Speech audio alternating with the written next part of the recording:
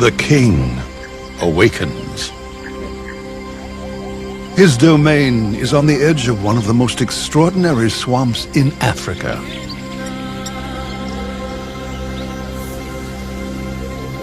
He knows his charges.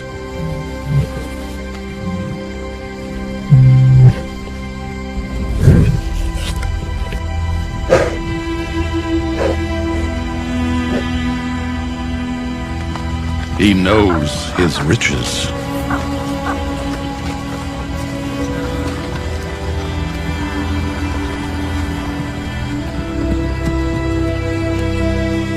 He knows his threats.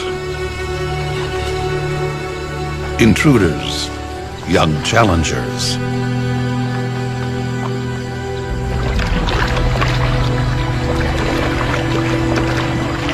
But today, there is trouble in paradise. The cuts and scars on his face are a roadmap of his past battles. Everyone is aware.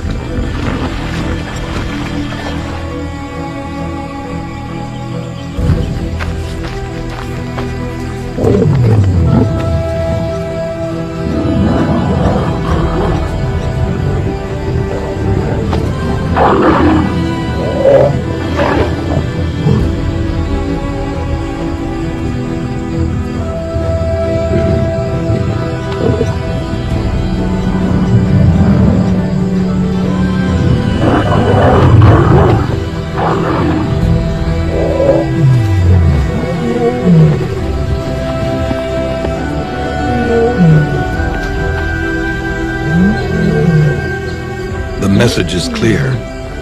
This is not their dream. It belongs to him.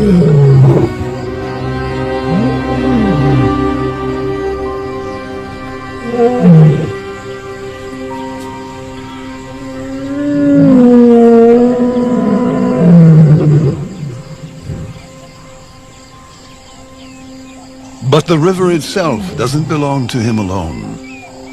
Everyone lays claim to their piece of the Okavango, this river of dreams.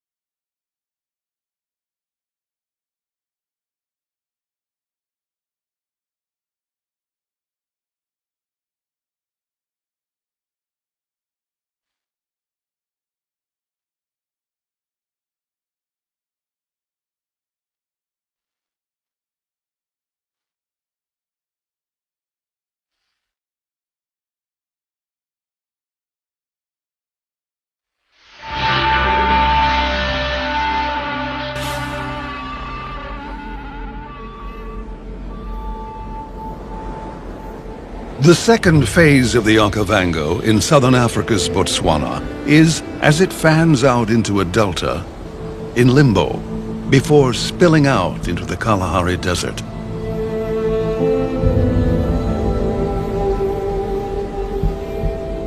The clues to why the delta changes its shape so radically here lie at the center of each of its uniquely formed islands.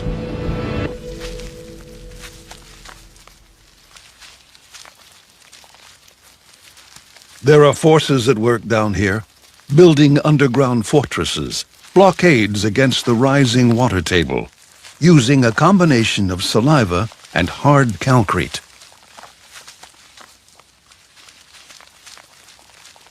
There are over 2,700 species of termites, but just a single one of them influences everything here.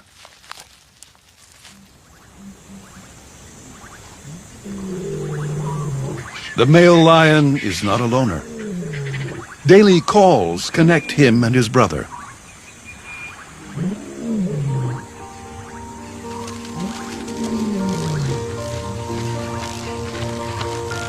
All around them, life is erupting.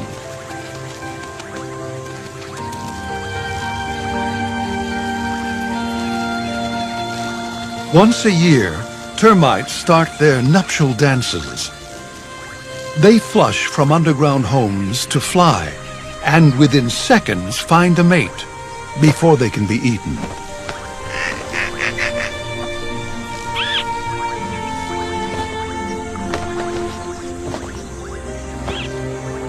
Millions don't make it, but millions do.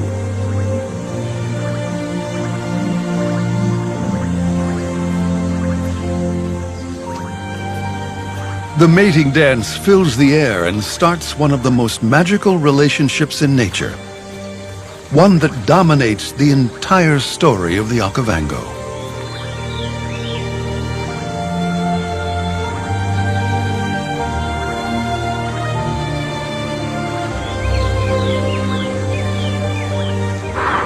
They land at the feet of giants, find their soulmates, and burrow down into the soft Kalahari sands. Then they start a new cycle of building. Towering castles rise up, even above the heads of elephants. Trees attach themselves, forming platforms for all life here.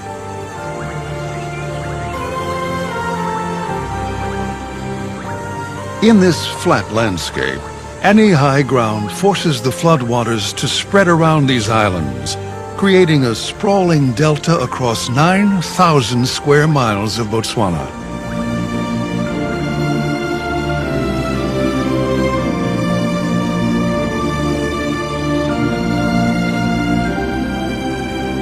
And at the foundation of each island in the Okavango is a termite colony.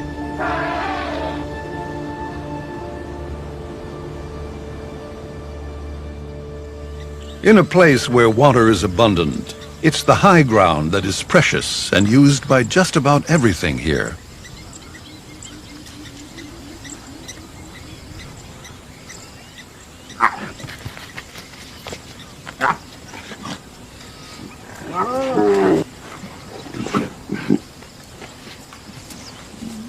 When there are cubs, the male doesn't spend a lot of time with the pride.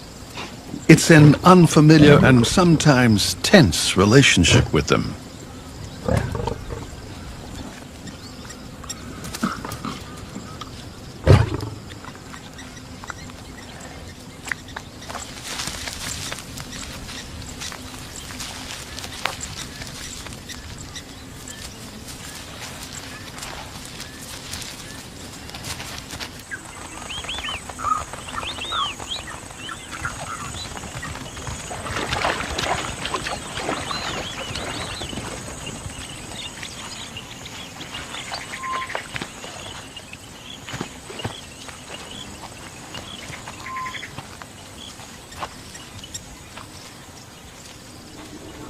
In this upside-down world, months after the rains end and just as the dry season starts, the flood begins to rise. Rainwater from halfway across the continent is finally reaching the delta.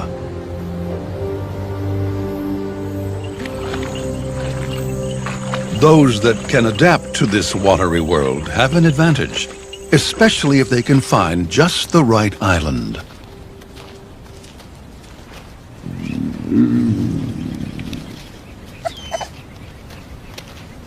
Two hyena sisters have found some abandoned aardvark holes to turn into a den.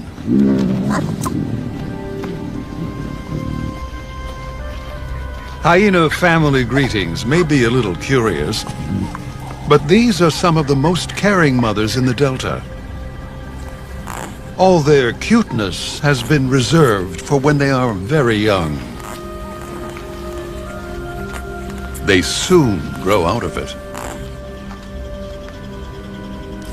The older cubs have already developed bone-crushing habits, so the youngest dig secret chambers into the heart of the termite mound that only they can get into.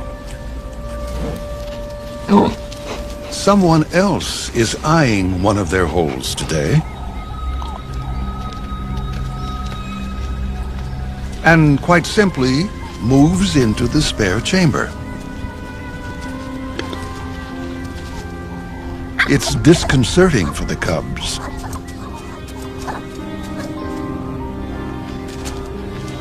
Hyenas can easily rip a warthog to pieces, but for some reason now, they extend a kind of welcome. A working solution develops.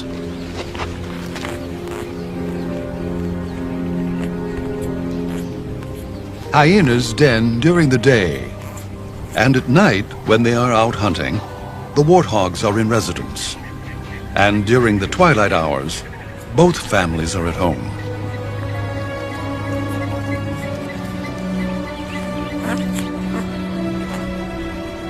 It's family bliss, but with lethal jaws in the making.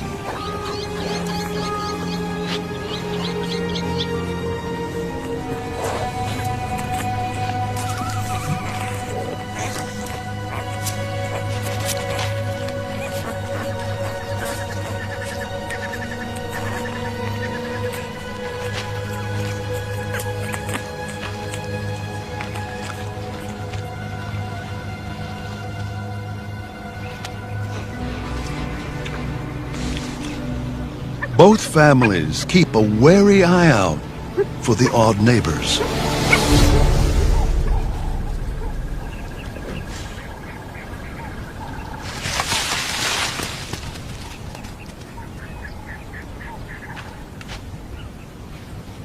The male lion is patrolling his territory, but takes a diversion to harass hyenas.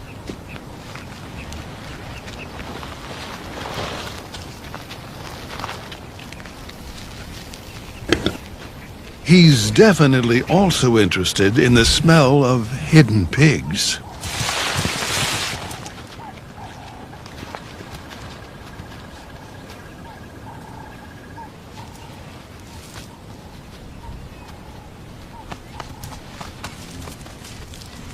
The unlikely alliance between these two families sharing a den worked well today, and those extra eyes and ears served as early warning mechanisms. This relationship works well on a deeper level for miniature piglets.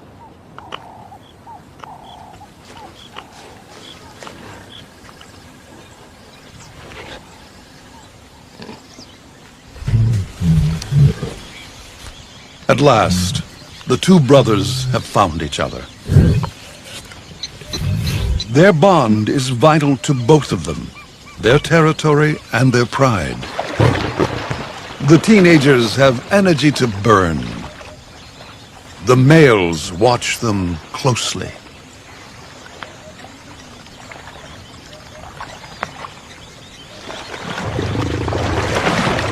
The first sign of small manes on the young lions has their father's attention. In a year, the large males will have to chase them off.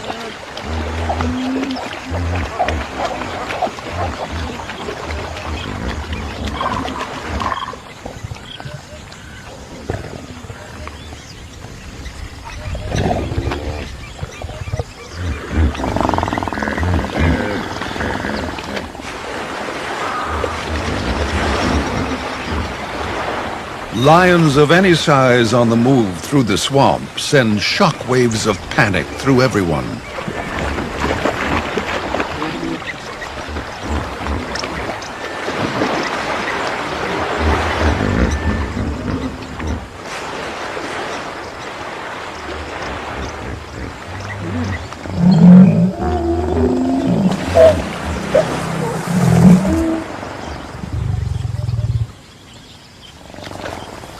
Anyone caught out of water is fair game for the youngsters.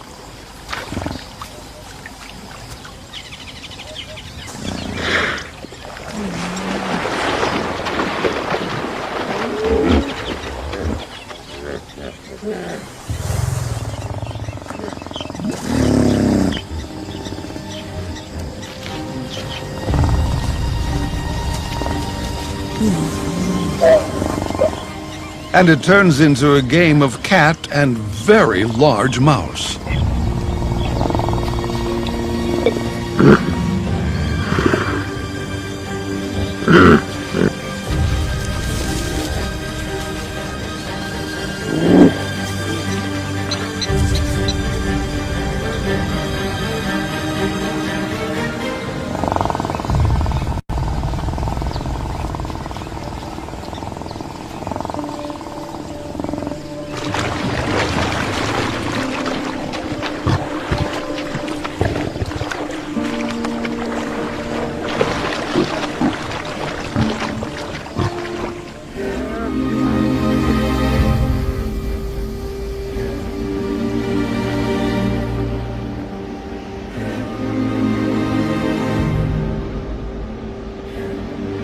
For some, safety is in the water. For others, it is on the termite islands as the flood rises.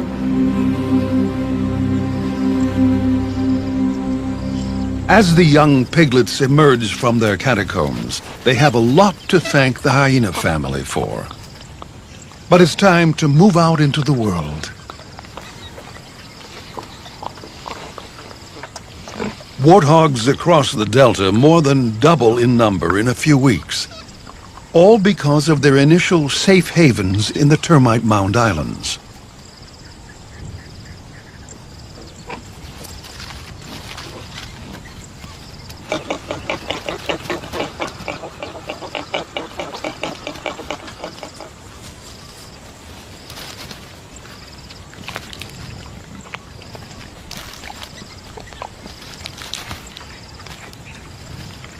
On one of the larger islands, they are being watched from above.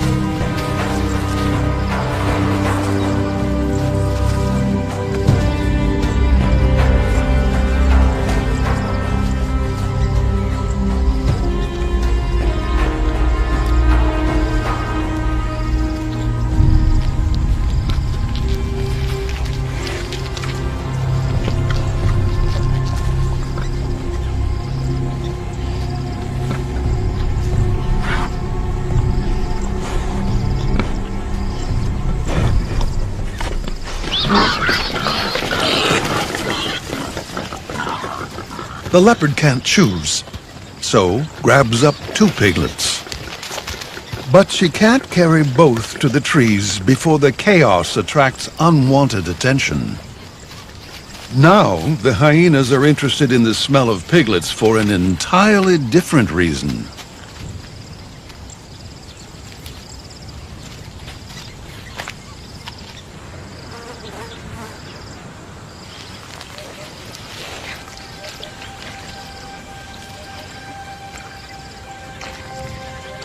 The males, on a territorial patrol together, stride right towards the leopard's island.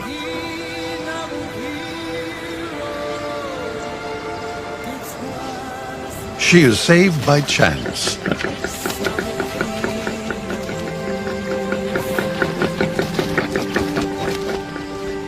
Piglets on the wind. Right into the jaws of death. But it's a slippery little thing.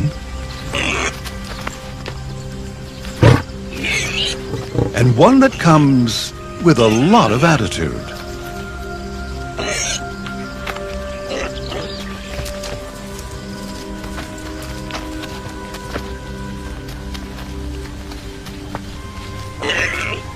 For the largest of the African cats, being confronted by something this small is a little confusing.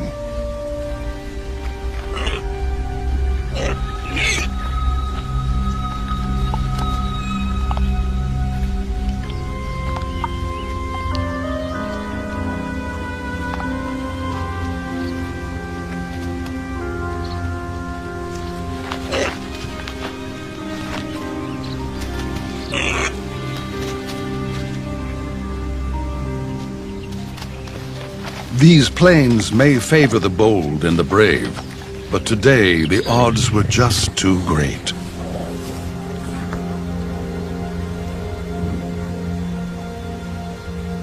And not enough to feed both brothers.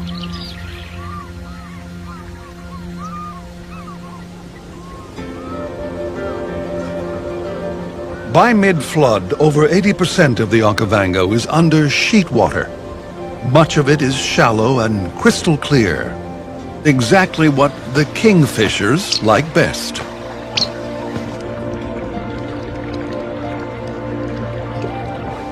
But hovering takes a lot of energy.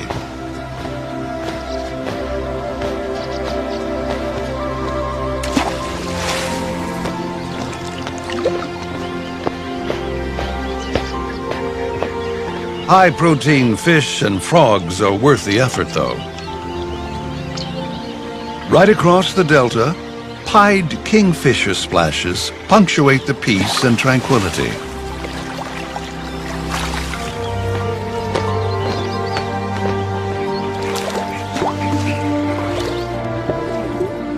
Because the flood lags so far behind the local rains, it brings new water at just the right time for thousands of animals.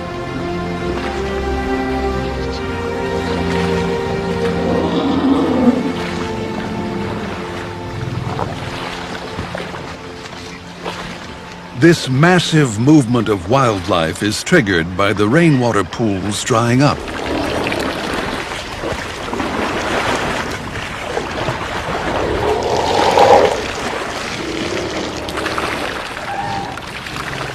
And it is the elephants that are most important to the way the entire delta functions.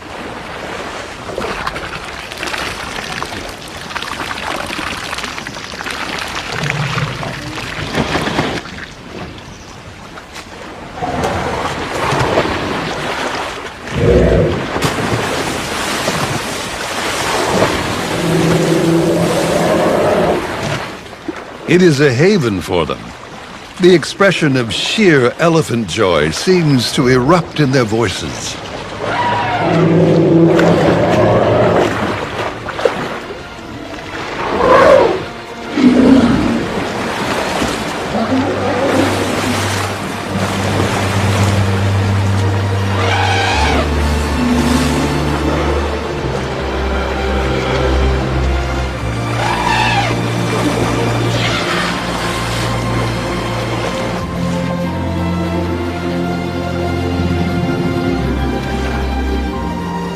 Giants like these could have a devastating impact in large numbers, but in truth, elephants perform a great service in this landscape-sized theater. They are, in fact, the architects of the Okavango. Where elephants lead, the flood follows, bringing new water down dormant channels to forgotten islands.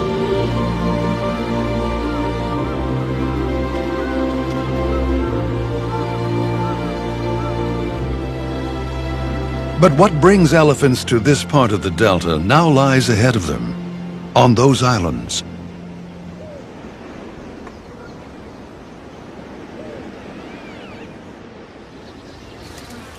They can't reach these dates and don't want to destroy the tree itself, so they gently harvest the fruit.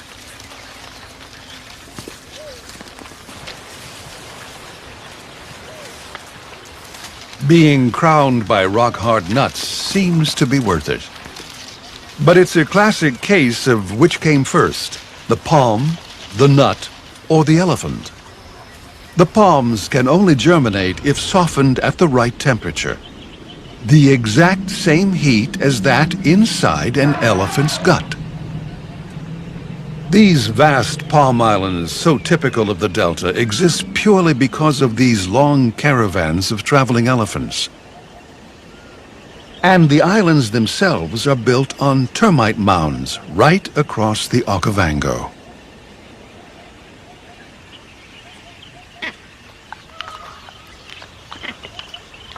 If you're not particularly finicky about the source, the softened nuts in elephant dung hold amazing riches.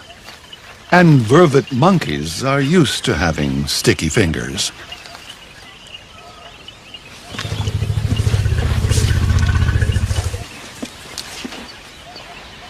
Blacksmith lapwings don't signpost their nests. They are the signposts.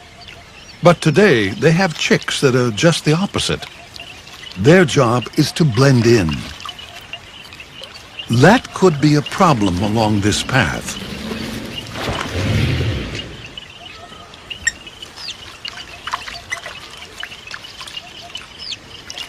Lapwings are extremely bold. Bold voices, bold colors, and bold attitudes.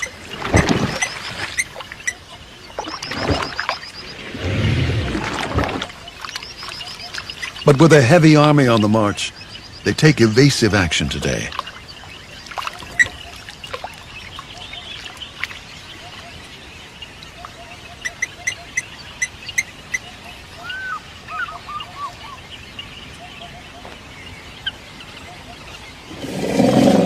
You never know when an elephant may be on a sugar high after date palm foraging. Like this bull, who doesn't extend the same lapwing courtesy to the painted dogs today. A hunt starts with a sneeze. It's the pack's version of a vote. Enough sneezes gets them excited and carries the motion.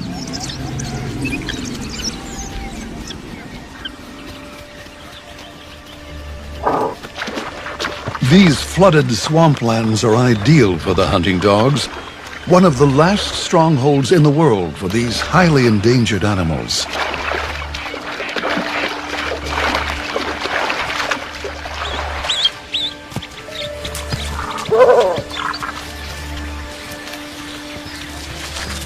The incredible size difference between predator and prey doesn't bother painted dogs. For them, it's all about stamina, and few can match theirs.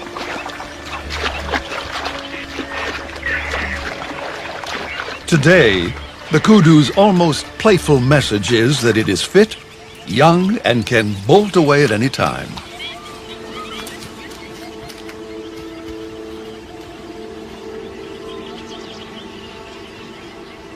It's just a test anyway, a warm-up while the rest of the pack mobilizes for the main event.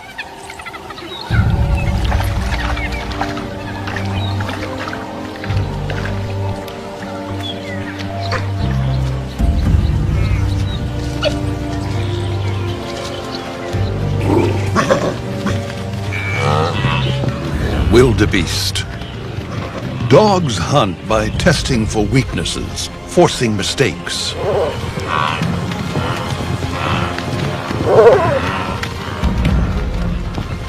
Against hunting dogs, the best defense is a show of unity.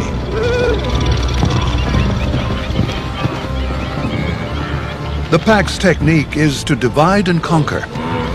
Each retreat is actually a ploy to draw one wildebeest away so that other pack members can surround it. It's the ultimate bait and switch.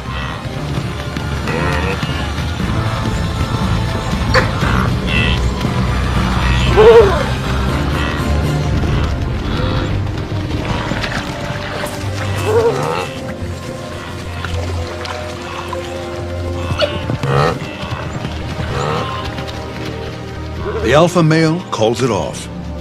The amount of energy it'll take to complete this hunt is just too expensive.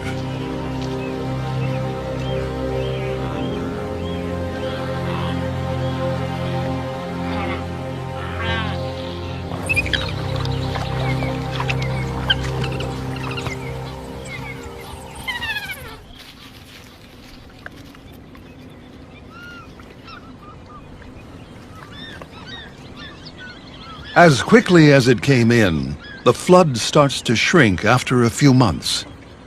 The first signs of change. It leaves soft green grasses exposed and highly nutritious, well worth going in search of.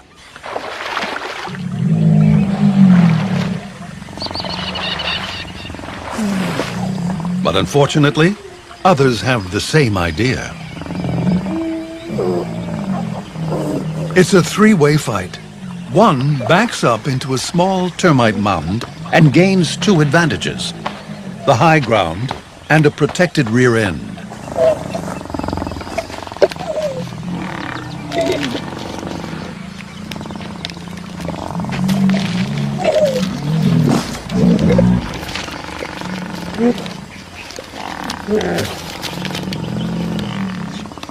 It's a winning combination in a species where fighting is both critical to claiming space and food and is dangerous.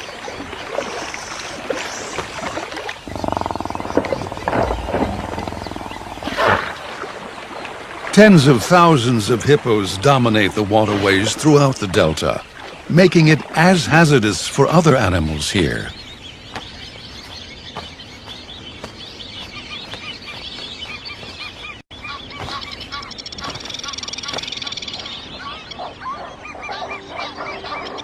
In these floodwaters, there is a single rare antelope on the move today. He is so rare that he's one of a kind. There has never been another like him seen anywhere in the world. At first glance, he looks like a common red lechwe. It's not surprising. His mother was a lechwe.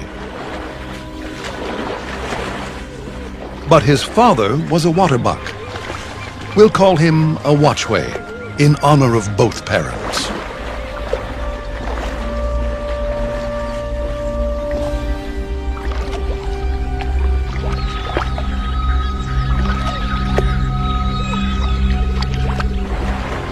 Today, the watchway is in deep trouble, and the pack knows it.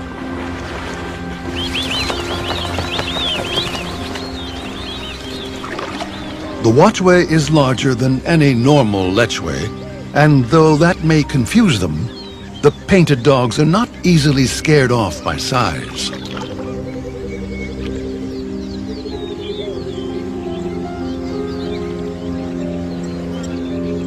But he's not a complete loner. Today he's found his half-brother, a real waterbuck.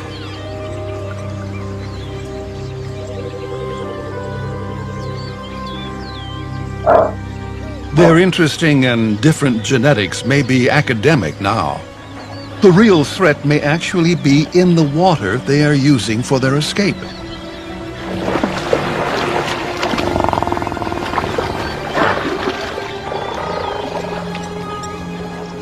Hippos attack each other, so complete strangers are not welcome in this pool. They're in trouble if they don't leave the water now. But they're in trouble if they try to.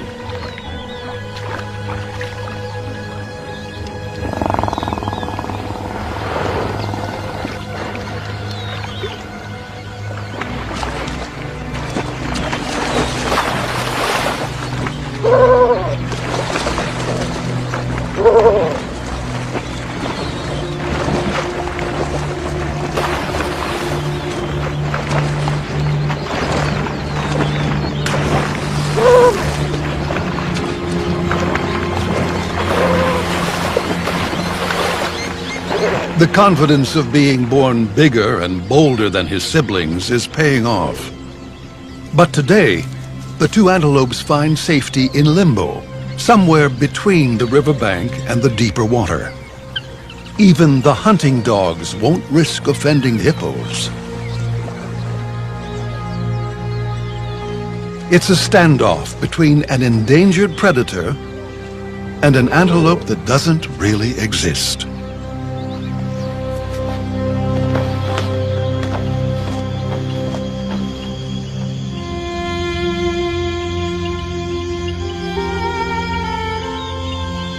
The intimate lives of these animals make up the complex web of the Okavango.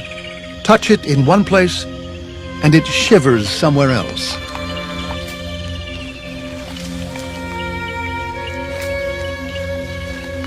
Someone's paradise is someone else's purgatory.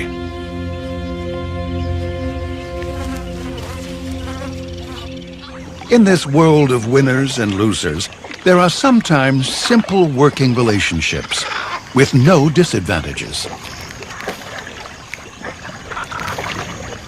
Black egrets have a special technique of blocking out the shine on the water to catch fish under their umbrella-like wings.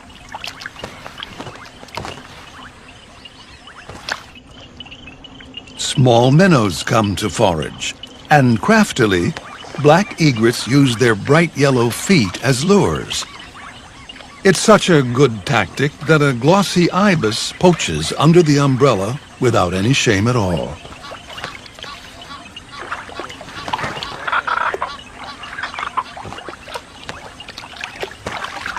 There is one problem. When you have your head under your wings, things can creep up on you.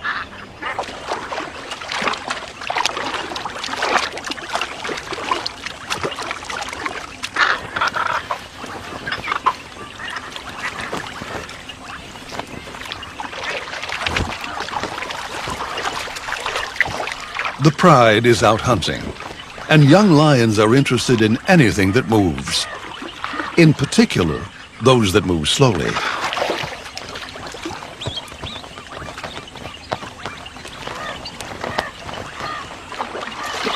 These lions have adapted to being in water.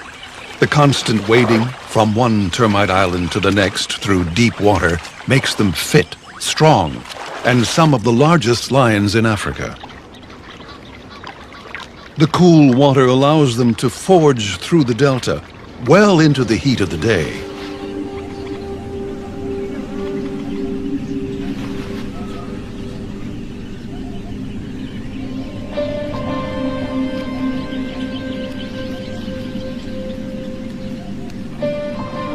In these mosquito-infested swamplands, they are after one species of prey above all else. It's their favorite, but it's not easy. Buffalo.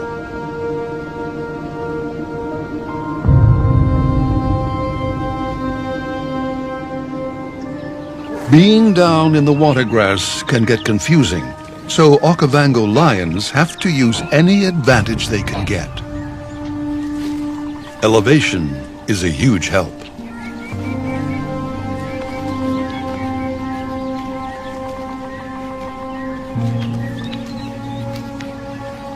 It's one of the few places in the world where lions do climb trees.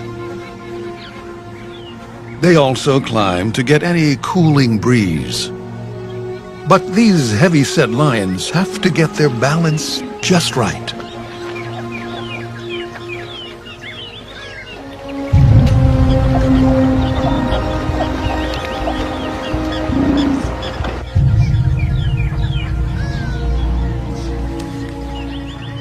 And it's not just the lionesses that can climb.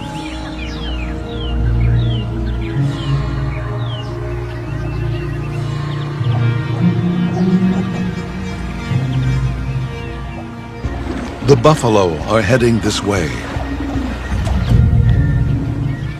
So now, all that is needed is a hasty and elegant descent to circle into position.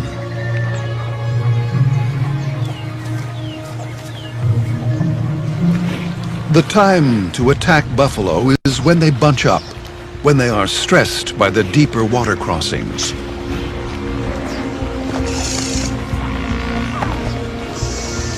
But today, the pride waits and sets the ambush for just as the buffalo enter their termite island. He's eager to join in.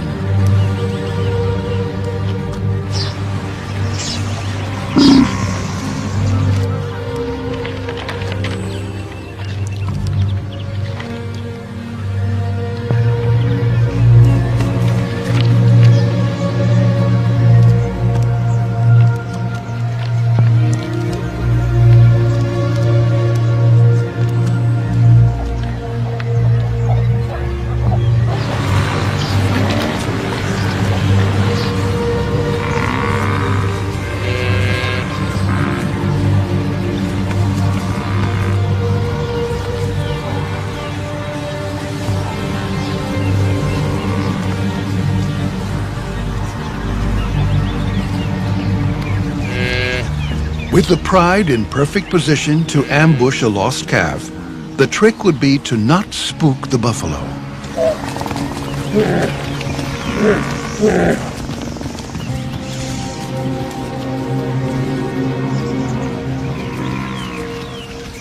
A big bull senses something wrong. Now it's important for the male to be still, silent.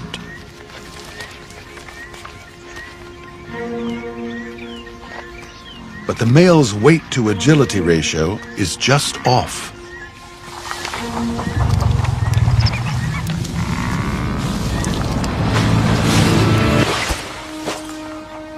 These are Cape buffalo. They kill more lions than any other animal does, and today there are nearly 1,000 of them.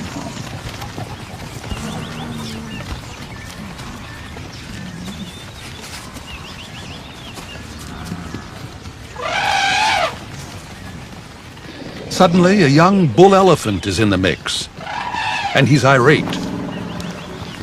Elephants are definitely the dominant species on these islands. But the lions have artfully sneaked off, and he's been left with the full force of the buffalo herd. This warrior elephant is up to the challenge.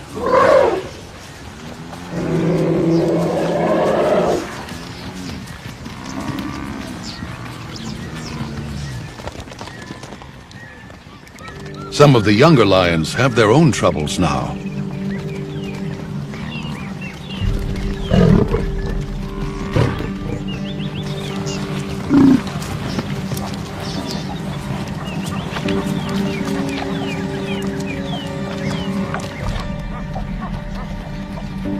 Treed by the buffalo, they have nowhere to hide. And the best elevation is just at buffalo horn height.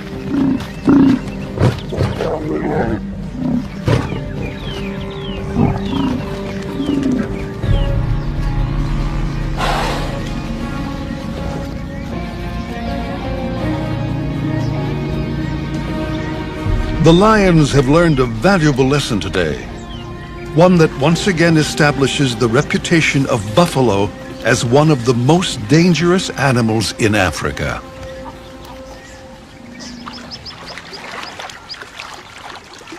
The pride is bruised and retreats to give the buffalo a wider berth.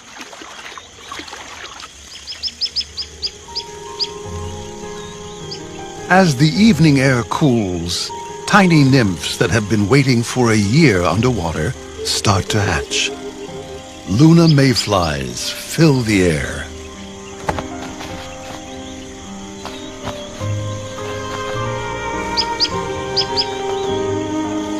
Little bee-eaters hawk on them frantically, as if the flush will be their last meal. But here, there is no shortage of insects. The Okavango keeps providing to those that are well adapted to use the moment.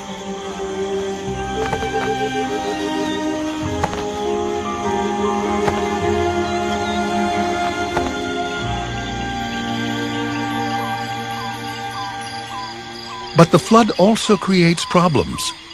As it arrives, it isolates one kind of small primitive ape on whatever termite island they happen to be on.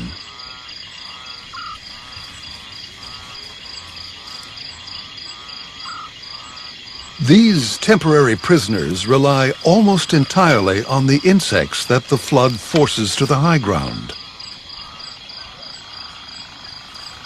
And they do that with special adaptations. They have huge eyes that are locked in position. So big, in fact, that to move its eyes, it has to move its entire head.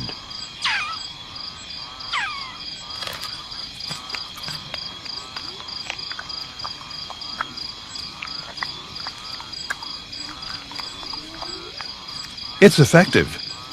They can see and leap around a very complex world in the high trees. And to help, they urinate on their hands for that extra stickiness. Their tools work well for them as they navigate their isolated treetop realm.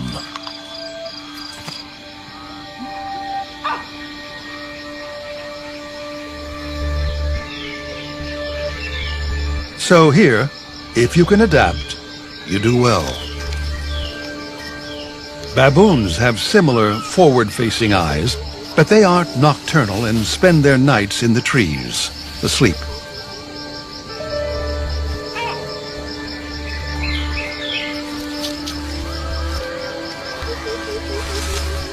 Getting down is a delicate matter.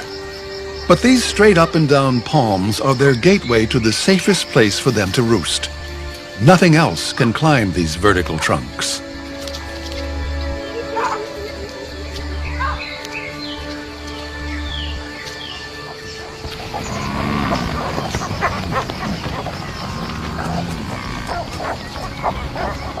The buffalo herd is also awake, moving downstream. Perhaps it's the definition of insanity, but the Pride has decided to regroup and try the exact same tactic again.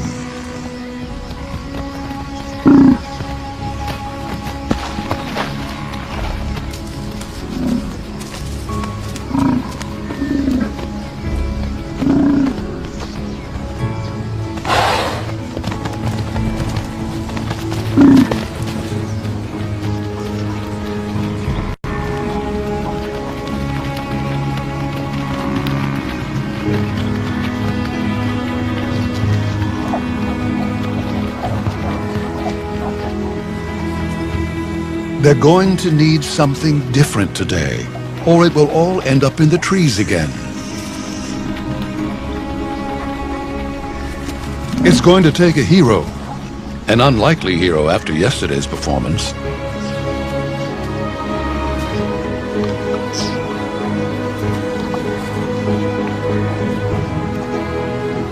Male lions are just not designed to hunt. Their manes are for display, for fighting.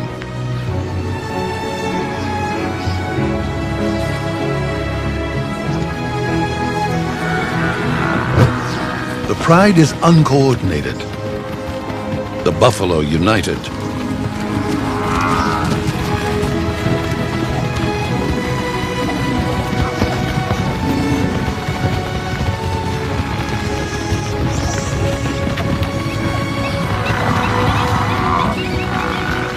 And then, just as the herd hits the first reeds, the second male flies into action alongside his brother.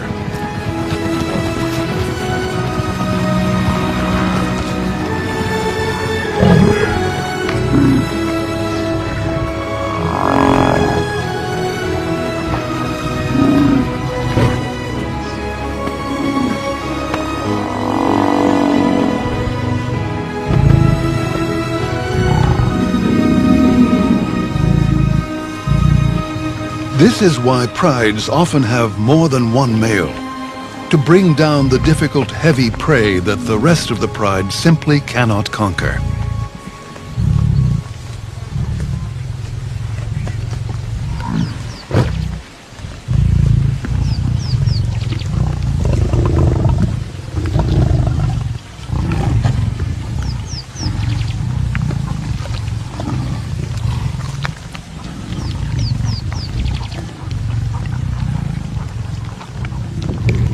Their feast is short-lived.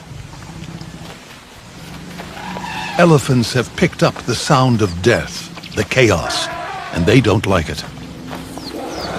The mere presence of lions, the smell of blood, and the disturbance to their sedate lives offends these animals. They thrive on peace and seem to just want to maintain that. Outraged, they act as if the lions had killed one of their own, not a buffalo. And for one of them, that may be true. A tuskless cow reacts as if she has lost a calf or family member of her own in the past. Elephants hold that hurt and loss for a long time.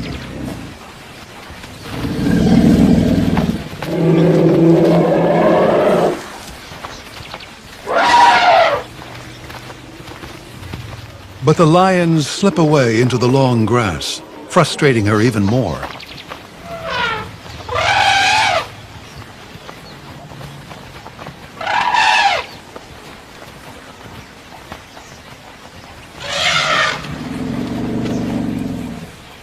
And then, without any obvious reason at all, the female and her herd suddenly settle down and allow the pride to feed. Forgiven, perhaps, but not forgotten.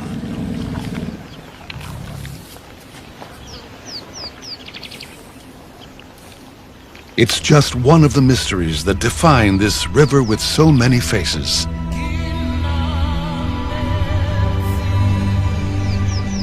This strange but magical flood starts inland, adapts to meander around termite castles and down elephant paths, affecting millions of animals,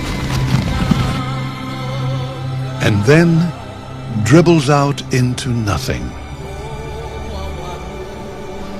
The next phase of the river is an entirely different one. Herds we see little of in the delta start to leave just when it is at its very best. They take us out to the far reaches of the water, away from the realm of kings, and farther down